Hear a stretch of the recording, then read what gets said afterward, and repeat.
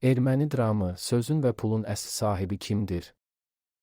Qafqaz torpaqlarına köçürülən Lom, Boşa, qaraçılar regionda heç bir tarixi izləri olmadığı üçün çalışıblar ki, Osmanlı, Yunan, Azərbaycan, Gürcü, Ərəb, Pers və digər xalqların sözlərini oğurlayıb özlərinə bir tarix yaratsınlar.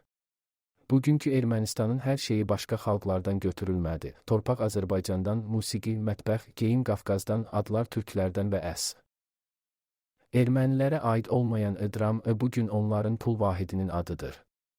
Dram sözü Yunan mənşəli olmaqla Ərəb, Pers və Qafqaz xalqlarının ümumiləşək sözü və pul vahidi olub. Ermənistan 1991-ci ildə müstəqillik qazandıqdan sonra milli valyutanın adı məsələsi ortaya çıxdı. Seçimlər arasında haik, stak və ya ibarə var idi, lakin sonda dram sözü seçildi. Bu, saxtakar millətin özünə uydurma bir keçmiş yaratmaq cəhdindən başqa bir şey deyil. Dram qədim Yunancada draxma sözündən gəlir. Bu söz ərəblərdə dirhəm, Osmanlı türklərdə dirhəm və farslarda diram kimi istifadə edilib. Azərbaycan ərazisində orta əsrlərdə dirhəm dövriyyədə olub. Yəni dram sözü regiona məxsus termindir, ermənilərin mülkiyyəti deyil. Beynəlxalq istifadədə olan sözlər çox vaxt yeni dilin səslərinə və qaydalarına uyğunlaşır. Ermənilər sadəcə xarici sözü götürməyiblər, onlar onu 1500 il əvvələ qədər aparıb, öz fonetikalarına uyğunlaşdırıblar. Bir sözlə, Şərqin tarixi pul vahidini erməniləşdiriblər. Yunan dilində bu sözün aydın mənası və məntiqi var. O, əvvəlcə bir ovuc metal çubuq mənasını verdiyi üçün tutmaq ödəmək feilindən gəlir. Erməni dilində dram kökü özlüyündə pulla əlaqəsi olmadan heç bir məna ifadə etmir.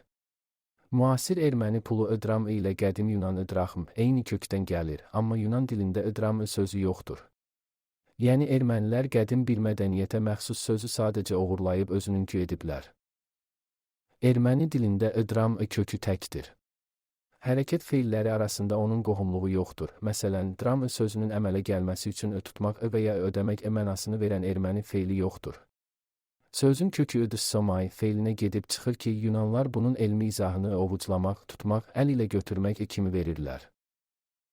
Qafqaza köçürülən ermənilərin ilk mərkəzi sayılan kilsələrdə bu sözü xarici valyutanı təsvir etmək üçün istifadə edirdilər.